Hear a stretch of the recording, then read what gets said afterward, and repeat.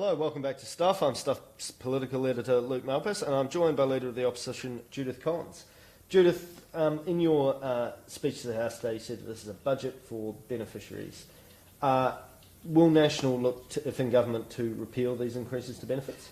No, I was very focused on the fact that it was all about benefits, and it was almost nothing in there for any working person who's out earning income, whether they're working 2, 3 jobs or even one.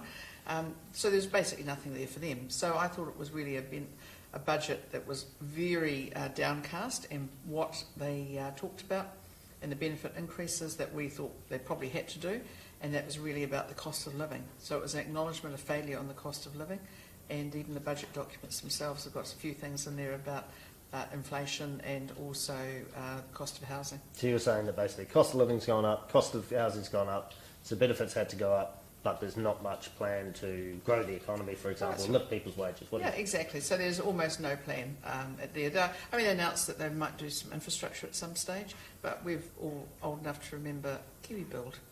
And just about everything else. The shovel-ready projects from last budget, well, 100 of them haven't even found the shovels, let alone the land to put them in.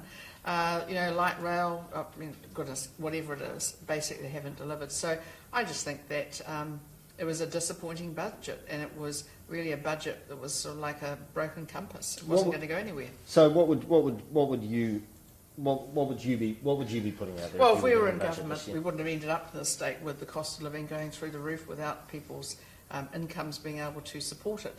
And so in terms of benefit increases, we supported that a couple of years back when we were in government.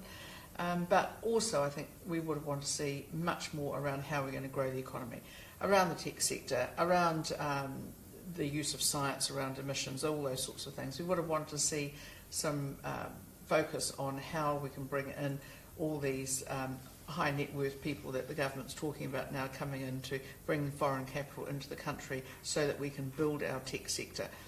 We didn't hear anything about that. We didn't, the only manufacturing we heard was, well, we're going to buy in or import some parts of trains that get put together in Dunedin. So what Meccano said, that's not what people would have expected. They would have expected a bit more focus on high value jobs, how we build them, and I saw there was basically nothing in there for working people, nothing in there for people who go to work every day, pay their taxes, do the best they can, look after their kids, and try to look after themselves in retirement. What would that have looked like? Would that have looked like tax cuts from your perspective, or more? A really good example was something we talked about during the campaign, and that was around having a much greater increase in terms of tax deductibility for capital items for businesses. In the productive sector, we've got people, why do we wait so many years to write off new equipment? Why do we do that? And the answer is because that's the tax system that we've got. Well, if we really want to build productivity, we bring in the productive sector and say, what is it you need? And the one thing they say to me, apart from least government poking itself into their lives, it is actually around tax deductibility for big capital items so that they can grow their businesses, and actually they also bring in incentive to invest, and that's just. But also, I mean, they're the ones paying for the big trucks, the big diggers, the big machinery, the big high-end engineering work. But actually, they're also creating really good jobs and well-paid jobs. I just wanted to ask you about one of the. I'm sure you've been asked about it before today, but one of the key assumptions in the budget that house prices will only go up 0.9%. 2021-22. What did you make of that? Well, I just thought that was an heroic assumption.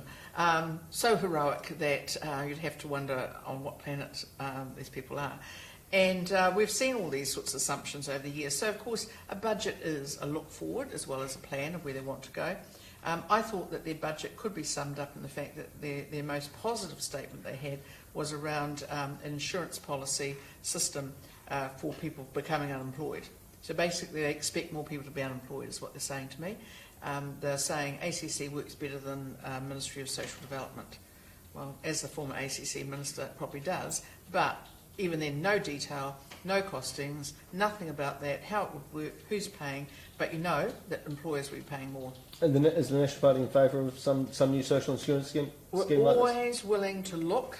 We don't like to say no to things, but we are very positive about expecting to have some detail before we sign up. All that there was in the budget really is that Business New Zealand, the unions and the government are sitting around talking about it. We have very little confidence these guys could organise, in the government, that they could organise the veritable in the brewery. What do you? One of the big announcements is there's going to be a whole pile of new trains assembled down in Dunedin. Now, obviously, you've National Party before the election, after you've been big on sort of new infrastructure. Is that bit of infrastructure strike you as? Well, I mean, it's very back to the future, isn't it? I mean, the costings that I was given was that all these trains then become far more expensive than they would be if they weren't. So it's not as though we've got the steel and we're putting it all together here.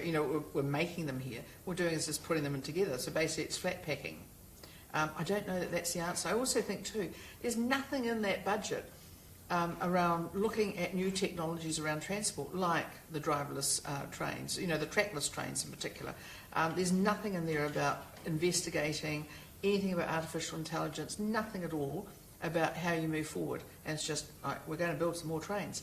Where's the roads that most people use? There's nothing in there for my tradespeople in my electorate to get from one end of Auckland to the other.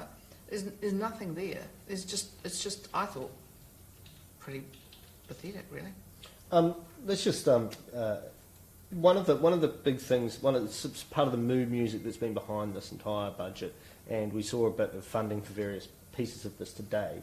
There's really been a move, a real centralising tendency of this government, and it's almost like there's been devolution the last 30 years. It's like they think the tide has turned on that.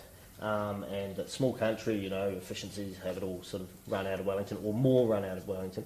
What do you think of this general trend? How's that sit with you as leader of the National Party? I think one of the things that people tend to think, they look at, say, our local government and say, is that so inefficient, all those little places. Actually, you also get competition between these little places. I don't think the answer is always about merging everything, although some mergers are obviously going to work.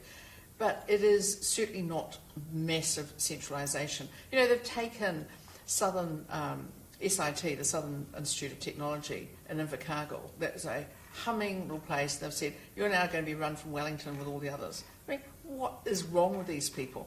What about actually encouraging the regions, encouraging some innovation? And the last thing I'd ever expect to come out of a government bureaucracy is innovation.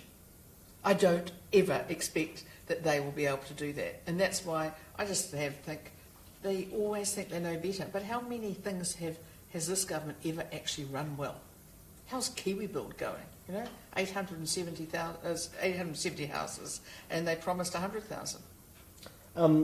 I appreciate that you're busy, and I appreciate that you've made the time. But obviously, budget week, it's big time in Wellington. So what does the rest of your day and your evening look like? Right. Well, I've been doing lots of interviews, obviously, and I am back to Auckland, and tomorrow I'm doing a budget speech to Business New Zealand audience, and then I'm off to Tauranga, because we have the last of our National Party regional conferences. So another big speech coming up.